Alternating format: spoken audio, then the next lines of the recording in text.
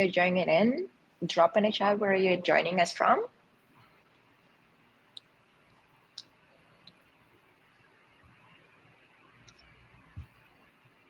We'll begin in just a minute.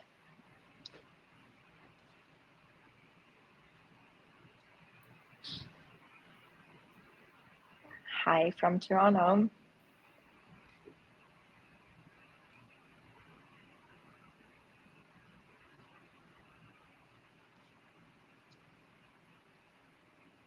That's great. We have a little bit of everything. Holland. Wow.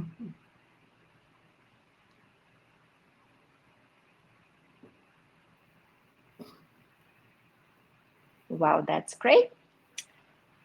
So hello and welcome to today's webinar. Thank you for joining us. My name is Katie Karaulova. I'm the marketing coordinator at Veritree, and I'll be your webinar host today. And today's webinar is focused on the power of agroforestry, and we'll be featuring our planting partner, Mother Trees. We'll keep the presentation to around 30 minutes and leave time at the end to answer any questions that you may have. So just a couple quick notes. As we go along, feel free to drop your questions in the chat. We'll do our best to answer them during the Q&A. And lastly, we'll also be recording the session. So if you miss anything, don't worry about it. You'll be able to watch it later. And now I want to introduce our amazing speakers for today. So we have John Leary, the founder and restoration designer at Mother Trees, and we have Pam Aguil, lead ambassador and the head of social media marketing and communications for Mother Trees. John founded Mother Trees in 2022, guided by a commitment to ending hunger and restoring biodiversity through natural farming and forest conservation. John is an award-winning author and a member of the United Nations Best Practice Task Force. He's a top innovator recognized by the World Economic Forum for leading the design of a UN ecosystem restoration flagship program. He has spearheaded the planting of over 255 million trees, and today he and his team are replicating their new flagship approach, the Life Tree System. And Pam is a passionate advocate for habitat preservation and animal conservation. She serves as the president of the El Paso Zoological Society, where she spearheads initiatives to raise awareness about climate change, deforestation, and sustainable living through education, youth programs, social media, and community engagement. Through her role at Mother Trees, Pam is supporting tree cover restoration initiatives across Africa, amplifying her commitment to environmental stewardship. Take a peek at her conservation journey at Pam Got Green Official.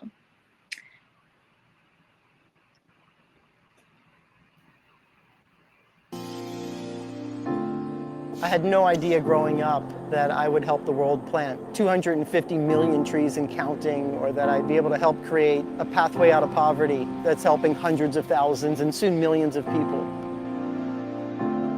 We began planting a living fence around our farm, a multi-purpose wall designed to flourish in the often neglected spaces at the edge of the land. Imagine if every farmer across Africa embraced this system over the next 5 years. A ripple effect of prosperity would blanket the continent. We have shown what is possible when people, even from very different backgrounds, come together and work toward a common goal. We have this shared passion for trees and tree planting, and that's been the secret for creating some of the most innovative and cost-effective, impactful programs. We envision a world where natural farming and forest conservation provide optimal health for people and biodiversity.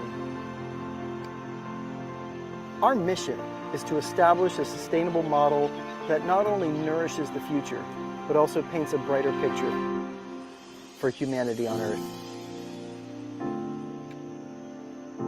Our vision requires a copious amount of seeds, and this is where Mother Trees steps in. Through our innovative seed bank and lending system, we provide farmers with seeds, they repay us with surplus, and we pay it forward to empower more farmers in the agroforestry revolution.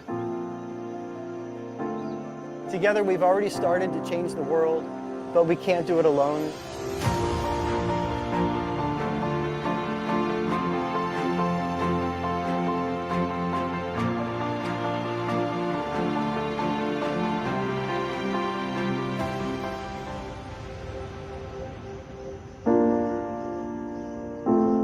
Mother trees are the older, wiser trees who actively restore health and diversity to landscapes around the world.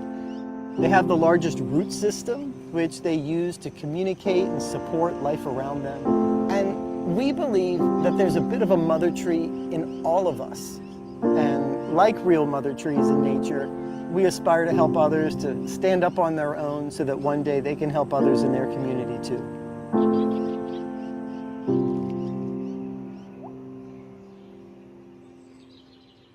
Hello, everyone. Thank you so much for joining us. I hope you all enjoyed that little intro video. It's a little glimpse into who we are and what we do. We realize we might have a little bit of a mixture in the audience. We can't see you, but we know you're all there watching. So we wanted to provide, an overview of our organization. Our objective today is to be able to transport you and place you in the middle of those beautiful fields, directly there, to that specific project location that today we will be highlighting. In our type of work, it's not just what you do, but how you do it. And so we're excited about today to be able to share with you not just trees getting planted, but really kind of how the process and the development process happens so that people's lives are transformed at the end of the day. And so before we jump in fully, we would like to extend a very big thank you to veritree for hosting this webinar for us and providing us this opportunity to tell our story and connect with you all. But most importantly, for the wonderful partnership we have established. Working with leading technology in the industry through this partnership, our primary impact has been Haiti and Senegal. And today we will take a very deep dive into our Senegal project, especially our most recent visit. But before we do that, I think John would like to share our progress in Haiti.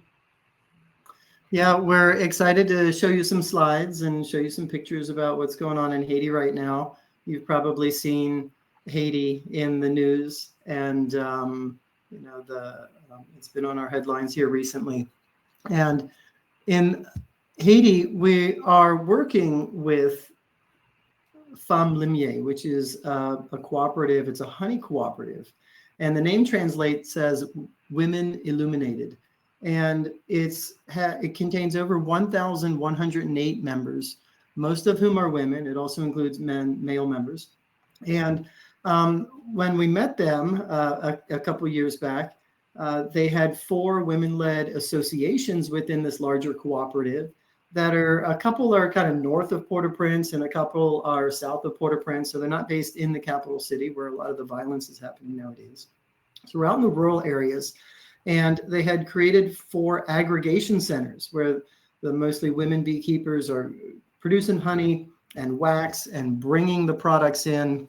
And from there, they had a basis of selling honey, which we've tasted, and also candles. I've got an example. They smell exactly like honey. And so between the wax and the honey and the other sales, the women are able to work together. Well, Mother Trees is trying to work with cooperatives just like this around the world. And what we're doing with in Haiti is similar to Senegal, is similar to what we have designed in Tanzania and elsewhere. And I've worked in over 20 countries. And the model is a little different in each place.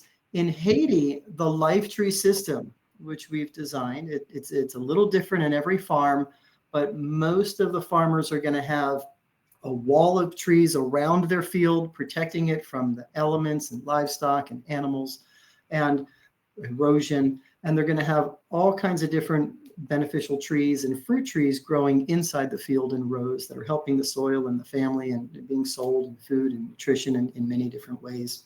Well, in Haiti, because it's a honey cooperative, they're beekeepers. So we've designed a system so that not only is it helping to feed families throughout the year, January to December, but it also has flowering for the bees so that the honey cooperative can be producing honey throughout the year as well. So we're meeting the goals of honey production, pollination, restoring the environment, planting. We're going to plant over 1 million trees with veritree in Haiti. in this current initiative. And you can see some of the tools here that were mobilized, the shovels, and the support that we get. It pays for tools, it pays for training. This is the team in Haiti learning how to use the veritree app and how to fill out certain questions. And the app works, off the grid, in the mountains, in the valleys, wherever we're planting trees. And our team, in all places, we have trained people who are able to use the veritree app. And I have a couple pictures here of planting days as well. And right now, the airport is closed. The security situation in Senegal, or in Haiti, is dire. Senegal is wonderful. We'll talk about Senegal here pretty soon. And yet, because we have really WhatsApp connected with our local leaders there, and we have the veritree technology on their phones, and they're collecting all of the data, and we've got spectacular leadership in place. You can see them planting fruit trees here in this planting day. With that suite of technology, we're able to manage the program just fine. We know what's going on. We're able to replicate the life tree system, and we're going to plant 1 million trees. So, excited to, say that despite the challenges that you see in the news and for Haiti is a very challenging place to work. The program that we have here that's combining both honey beekeeping and agroforestry as well is really just kind of a wonderful melange with the two of those items. And we expect to see a lot more honey being produced and a lot more trees being planted as well. I'll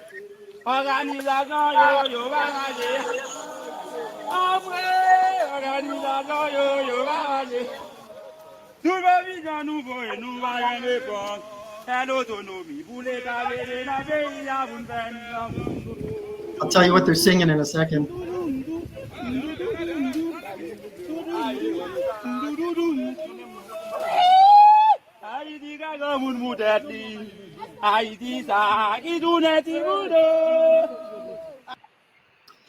It's a great little song. They're saying Wozo is the name of a reed. It's a tough reed that grows there. And they say, you can cut us, you can chop off our heads, you can do all kinds of horrible things to us, but you can't kill us and we will grow back. It's kind of the spirit of the Haitian people. They've gone through so many difficulties over the decades. And so the song they're singing is touching, and the spirit of the Honey Cooperative is live. We are grateful for all the companies that help support tree planting in the Haiti program, and it's going to continue to grow in the years to come.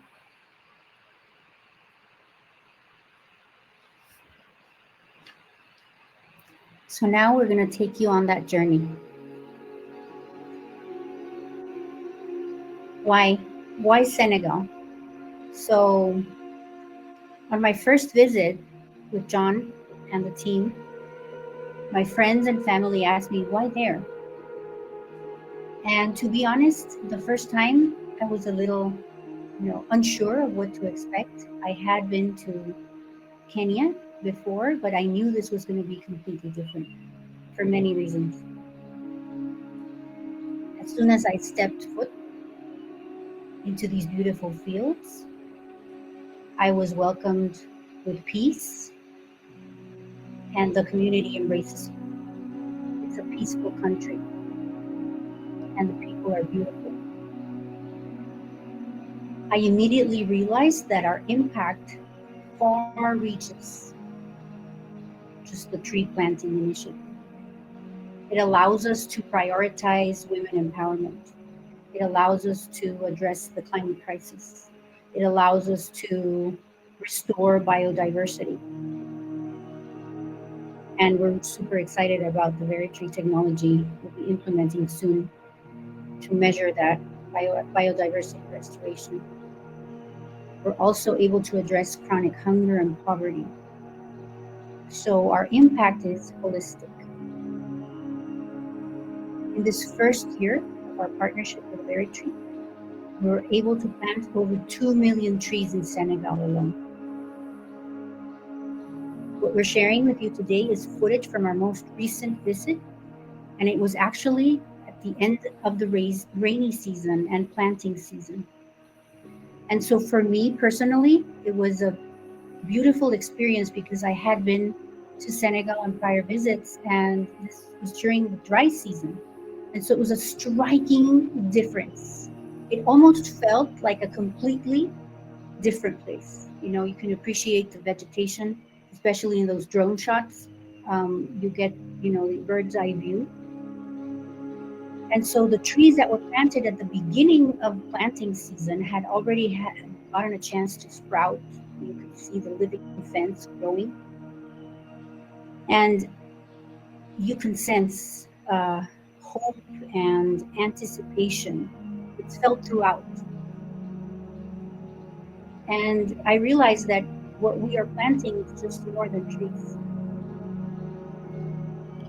As we said earlier in the video, you know, the mother trees are the largest trees on the landscape, and they've got the biggest roots. They've got the biggest root systems. They'll help the little seedlings around. They help the older dying trees as well, and the older trees that are struggling to survive, and they give them moisture and nutrients. And so in our world, and I've been working in Senegal since I was a Peace Corps volunteer over 20 years ago. That's not Omar right there, but we'll point out Omar. He'll pop up, yeah. He will pop up again. We did see him. Omar and Dow is really one of the biggest mother trees that I've ever met. Somebody who's always willing to come out of his house, home, comfort, and do everything that he can to help the people and communities around him, not just plant trees, but to develop, to make money, to end hunger, and to jump forward in life. And somebody who's active on his landscape. And between Omar and I, we've been working together for over 20 years. I speak Wolof fluently. He's taught me so much, and together we've been able to create some of the most impactful tree planting and agroforestry programs there are, really because working together, we've been able to be absolutely in tune with the people that we're trying to help. I'm waiting for Omar to pop up and he'll pop up in there somewhere. Yeah, I'm sure. I'll point him out. So the life tree system is really a new paradigm for women, because the old monocropping farming is actually a huge burden for women. It wasn't until I visited Senegal that I really got a full grasp of what peanut farming looks like in reality. And when John and Omar took me to those fields where women and children were, well, there's Omar, yeah, right there. There's Omar on the right there, organizing the photo. Yeah, we're trying to get a group photo with 51 women and children. So it was successful. And so going back on peanut farming, it wasn't until that trip that I really grasped the complexity and the burden. They spend decades of their lives, plowing through the fields, seeding, weeding, and harvesting. And then at the end of the peanut season, they're trying to scavenge for the last few peanuts that are left in the ground. And so they're, sitting out there for hours on end, just sifting through that degraded landscape to get those last peanuts. And so agroforestry really gives women a huge range of options, to grow nutritious food, fruits, vegetables, and nuts, not only, for a season, but throughout the entire year. We're dedicated at Mother Trees to creating programs that are really true empowerment programs, empowering for men and specifically for women.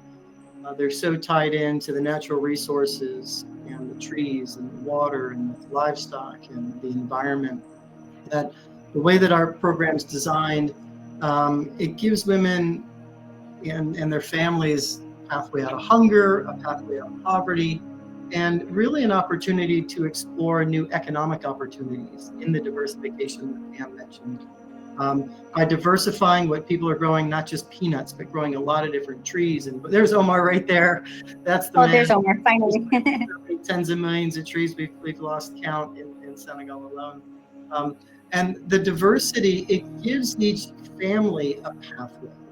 See, I'm gonna go from doing peanuts, and then I'm gonna go into vegetables, and then I'm gonna do this, and then chickens, and then slow and honey, and I'm gonna slowly kind of do higher value crops that are bringing more revenue for the family, and graduate out of the poor people crops and into a higher economic status. So it uplifts people, it uplifts women, and it helps to advance gender equity within the communities. It does three really key things.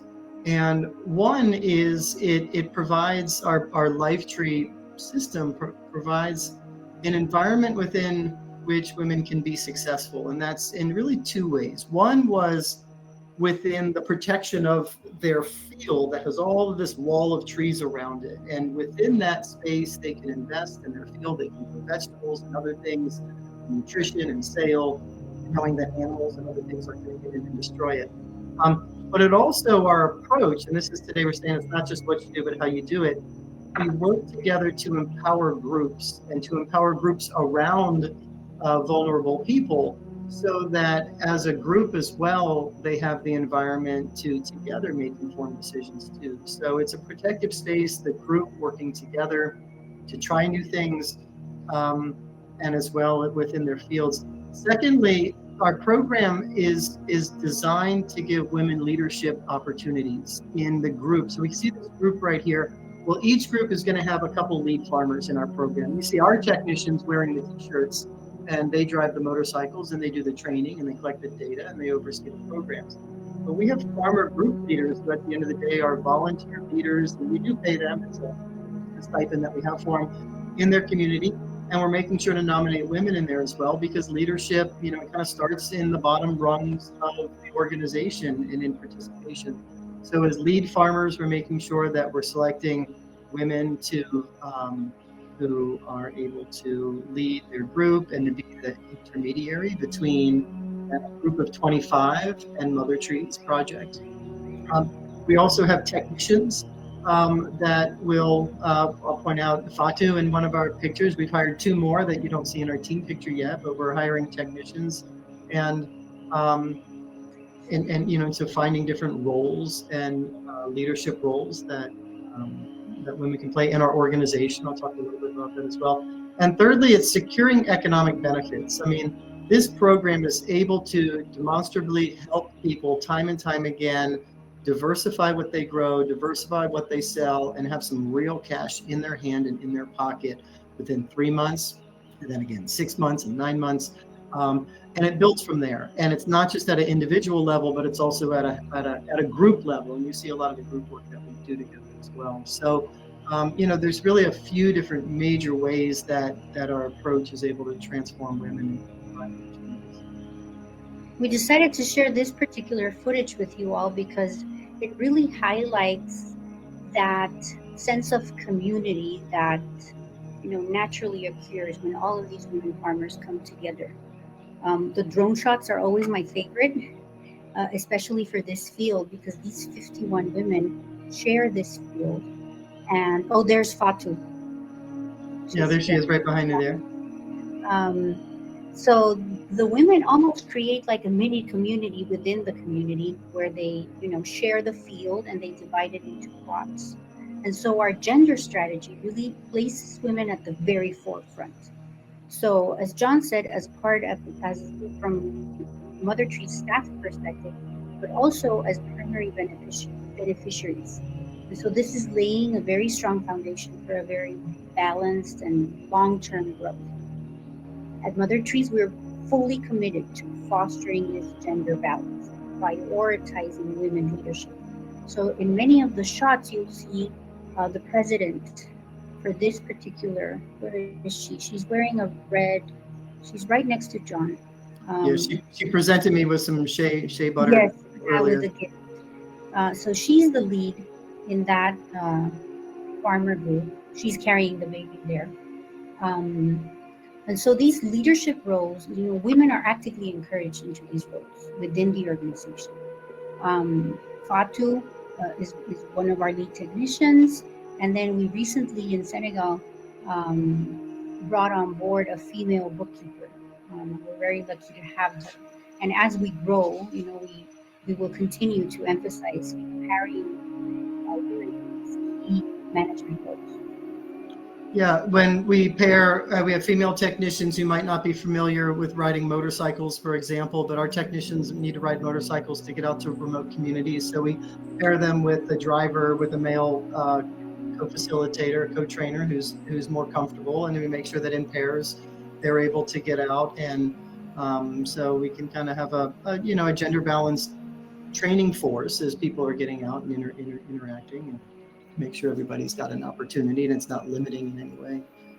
And we have a few shots of our staff later on in the video in a few minutes. You can see them.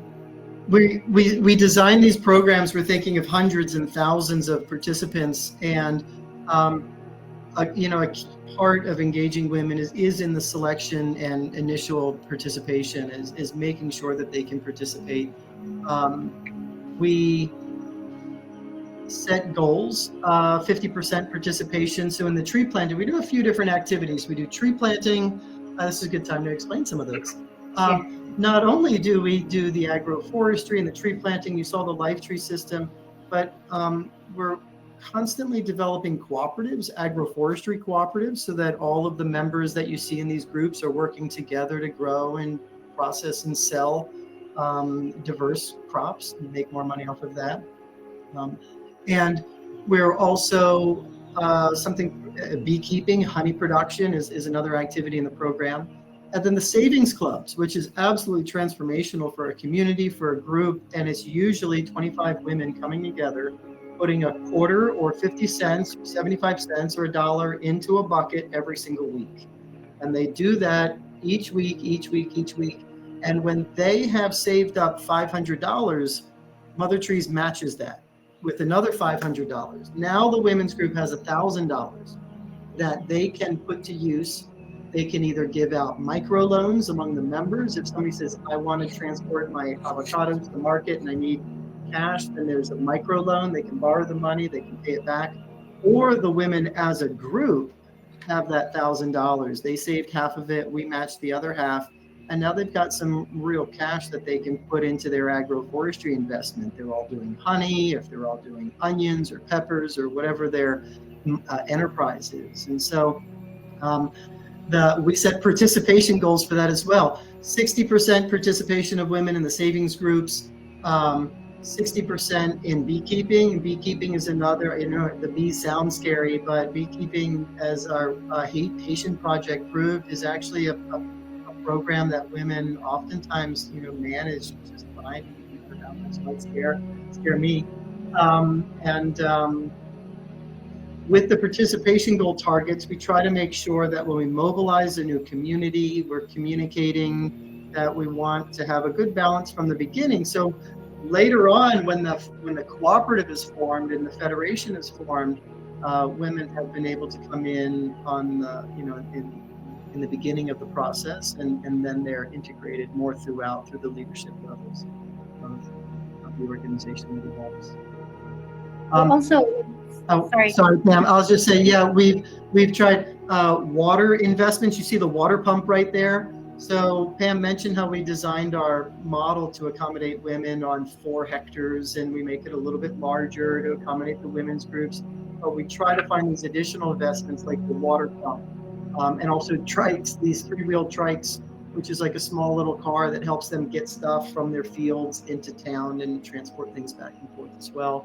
Water for irrigation, market development, and training on marketing and how to manage the group, because many times you have your leaders that have now been put in the leadership positions and are now needing to manage the group and manage the marketing and other functions for the first time. So all of that training is provided by Mother Trees technicians. Yeah, and you all can appreciate from the drone shots, there's a well in the very middle of the field. You'll see it right there, perfect timing, which they share for irrigation. And so this is where the Life Tree program is tailored to the women's needs. And because we recognize that the training, the approach needs to align with the specific needs of the women and their schedules, right? as well as their location.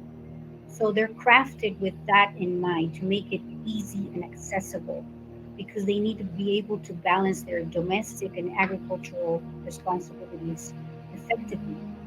Um, because the end goal is to provide a platform where women can participate fully. And so the workshops are often held in smaller groups so that an environment is conducive to where maybe quieter participants, you know, feel more comfortable asking the questions and fully engaging hands-on.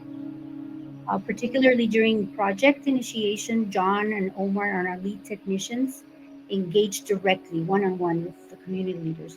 You've seen a lot of footage of that. And one thing that I always like to point out, when people ask me, um, I admire John so much because he is fully fluent in Wolof. And that, you know, completely removes that language barrier and allows this engagement to, you know, to be so much more effective. And so a lot of these women, um, you know, have that struggle to communicate, but when they see John and John steps into that role, um, I think some of them are often surprised that you're fully fluent. And so that is really key.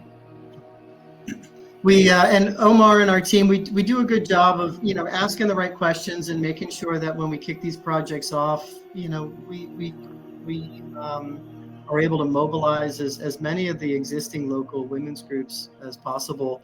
And I'm glad, Pam, you mentioned there's so many burdens that are placed on African women and expectations from the kids and the livestock and the feeding and cooking meals that takes hours, and also as we design our training programs, we just got to make sure that, and it's a lot of training that we do, that it jives with their, so they pick the time, they pick the location, the duration, and all kinds of other things to make sure that they can be successful throughout the program.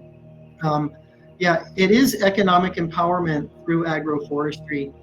There was a question about species in the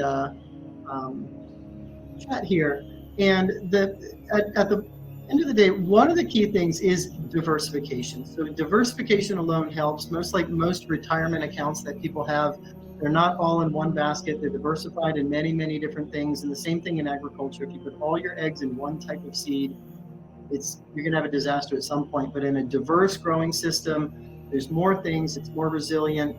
There's more things to sell. The trees usually start out with the thorny trees and agroforestry trees planted around the field and across the field, and they bear very different products than the fruit trees that are planted next. So then we'll plant a lot of fruit trees, mangoes and citrus and guavas and all kinds of others. Then we plant hardwoods. The hardwood trees tower up above, and the program the Life Tree program really isn't done yet. Once the agroforestry, and I'm glad that the question was asked in the chat here, I see it. Once the agroforestry is complete by year 2 or 3, and all of the participants have converted their degraded plot into a rich, diverse field, then we engage the community in reforestation, which is planting trees, mass planting in the forest and turning the degraded forest back into a forest again. That's not something that you want to start with when you're dealing with communities that are food insecure, that don't have enough money to eat, enough food to eat. They have a season every single year when most of the people in their community are hungry. And so nobody's in a position to start reforesting the hillside or the forest at all. But we start with their fields, we turn it into a diverse growing system where they're getting more food, more money, more nutrition. And then by year 2 and 3, now that they have the skills of growing trees, then we start the reforestation. And the reforestation has a whole host of there's big mother trees, there's baobabs, there's silk cotton, tamarind, other native trees, native fruit trees. And so, there's a lot of diverse species in the program, and all of them are generating benefits and income in ways. And the nutritional security is something that I had worked, and food security is something that I had put millions of data points to with the agroforestry programs I designed, proving that converting a degraded farm from the old green revolution monocrop of maize or millet or peanuts or rice or whatever it is, converting that into a diverse agroforestry is better for nutrition for any family that does it, any farming family that does it, and families make a lot more money off of it as well. And by doing that, they achieve food security within 2 years. And so, yeah, composting. I see composting, natural pest management. Those are a lot of the soil, water, and other natural kind of pest management training that we do throughout the year in the program as well. I see some of those words mentioned. At the end of the day, we do hope to create an agroforestry federation in the places that's comprised of many groups that are practicing agroforestry, growing diverse mixes that are maintaining a natural biodiversity on the landscape and also maintaining constant benefits, nutritional and economic benefits for the families and the people in the communities that depend and thrive on those landscapes. And if we do this in a big way, I think between climate change and the water crisis and the energy crisis and the biodiversity crisis, we can check all these crises off and solve them by really focusing in on the food system land degradation crisis. Oh, that's our staff group photo. Here we go. We've added about 4 more since this one was taken as well. So the team continues to grow. We added 2 men and 2 women to what we have here. Fun group of people, always working hard. We said in the beginning that we believe that there's a mother tree in all of us, and we really invite all of you to join us, to be a mother tree, to join us in our partnership with veritree, and to plant trees. We're ready to go from millions to tens of millions to hundreds of millions of trees. I've had the great pleasure of helping to plant over 255 million trees. So we have the experience to scale these initiatives. More than just tree planting, I hope now too you see how the programs can be designed to really change people's lives and have a holistic impact and a permanent, sustainable impact that we're really all trying to have here together. So by now you must have a million questions. And we're happy to hear what they are. We have all kinds of ways. Pam and I would love to hear from you again and hope this isn't the end. We're active on Instagram. We're active on social media. We have a Giving Tuesday campaign coming up. We're online every single day, and we're trying to share this life tree system with the world. So please find a way to get involved. We're ready for questions.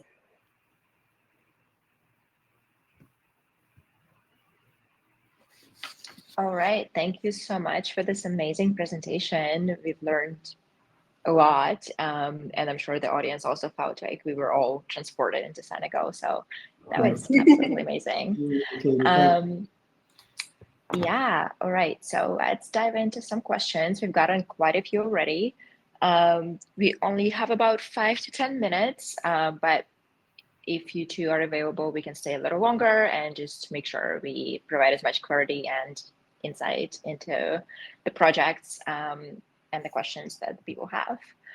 All right, let's begin. One of the questions was, can you elaborate on the women leadership training and what are some of the responsibilities of some of those leaders? Yeah, sure. There's many different levels. The first year in some of the beginner levels are lead farmer, head of a lead farmer group, where you're going to be in charge of managing materials and seeds and things like that the project provides to the group, and also visiting the different members in the group and following up and learn how to do some monitoring and check in and support. So providing some advice to the members. And we have savings clubs that we start in the savings clubs. There's roles and responsibilities. There's a president, vice president, treasurer. There's the key holders. There's the person who holds the case. So there's 7 or 8 different positions in the savings club that's defined. When they start creating a cooperative, there's a number of positions in the cooperative as well. There's a whole board of directors, that secretary, treasurer, and a number of different things that need to get done. In our own project, in our own program, we have assistant technicians, and then they become technicians and eventually a supervisor. And so we're trying to attract women at all, levels in that as well. There's a number of opportunities within there. And I think maybe some of the most exciting comes with the training that we do for the cooperative development. This is a package of some of the key management skills, marketing skills, record keeping skills that people need to have if they're going to manage a cooperative or an association. And those are also workshops that we guide the farmer group leaders through as well. So there's a lot of training. We try to keep it very practical. I have a master's in instructional systems design, training design. So I'm constantly trying to make sure that Mother Trees has some of the most exceptional training approaches and materials out there. Awesome. Thanks for this insightful answer. And then we had quite a few questions about the program itself. Yeah. So maybe just provide a bit of a summary into, practically speaking, how is the program structured? How does it work? And then also some questions were about how long does the program last? And what does your team do in terms of checking in after the project ends to see if the result was sustained? Sure. Yeah, it's the core program is I want to say 4 years, but we are doing it in 2. Some of the tree planting, especially if people want to monitor carbon or other things, are really long term. You're talking about decades. But the agroforestry program that we have, it takes about 2 years for your average participant to plant about 4,000 trees in their hectare, which is about 2.5 acres. And sometimes it might take them 3 or 4 years if they have some setbacks. Somebody who's very industrious could do it all in 1 year. Although we do have a bit of a process that, we do the thorny trees first, and then the fruit trees, and then other things and fill in gaps. So it's usually 2 to 3 years of the core. And what that means is we'll mobilize a certain number of hundreds of families and guide them in groups of 25 through the process. The groups of 25 are learning together, and farmers who learn together well can do business together well. They're learning business. They're learning agroforestry. There's the honey. There's the other kind of training that is delivered through that as well. So if it's 3,000 farmers or 7,000, at the end of the day, it's going to be divided into groups of 20, 25. Those are the kind of basic building blocks that we deliver our training in. And every farmer is going to learn how to grow his or her own seedlings in the backyard, in a nursery. And the support that we receive through veritree helps us by, you fill the tools and the materials. So our team gets the stuff, gets the materials, gets it out, and through the lead farmers and through the local infrastructure that we've helped build up, distributes all the materials. Every family gets a kit of the nursery materials, or the nursery sacks, the seeds, Or seed bank, John. Yeah, the seed bank is pretty important as well. We have a seed bank initiative that we mentioned early in the video in today, but we didn't kind of mention it. And that as well is not just stocking a whole diverse set of different species that the farmers need, but we have a new seed lending model now whereby the farmers can borrow the seeds from the seed bank. And then within 3 years, they pay us back 3 times the amount of seed that they borrowed. So we have a bit of a model right now so that we can continue to build up our seed stocks too. And that's important. They borrow the seed in the beginning. By the time they're done with 2 or 3 years, they've repaid their seed. They have trees all over their field. They've got new things to sell and eat. And then the group is ready for kind of a different type of training, the savings clubs, the federation development, as well as the reforestation. Our program is usually doing reforestation in the forests around years 3, year 4, after we've already gotten through some of the agroforestry work, as I mentioned. And our people, our technicians are on motorcycles working usually in pairs, and they're getting out into pretty remote areas. We identify villages. I'm glad that water came up. Water is a limitation. So we said programs are 4 to 5 years. We do most of the tree planting in 2. Water, we've designed it so that if you have water, you can grow higher value fruit and trees and crops. But if you don't have access to water, we still have very arid friendly models whereby we're planting trees that you just need to get the seeds in the ground as the rainy season starts, and then they get the rainy season rain and can survive all the way through the dry season without any irrigation or anything like that. So the acacia species, anything that we plant in our living fences, all the trees in our alleys.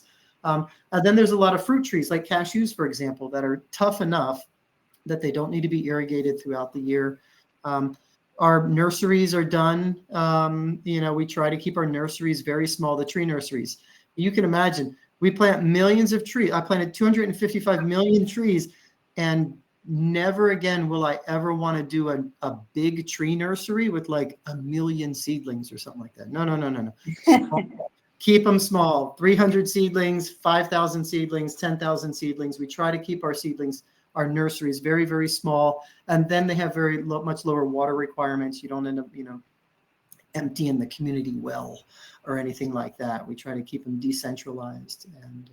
And then I could probably spend about several weeks doing lectures on water conservation strategies in the regenerative ag space as well. But it's, we do have, the last thing I'd say, we do have a hand in hand, we call loho loho, whereby we provide farmers with the materials like the PVC pipes and stuff like that, and they do all the labor, the digging, and they get the concrete people and all that kind of stuff. So it's a bit of a 50-50 split.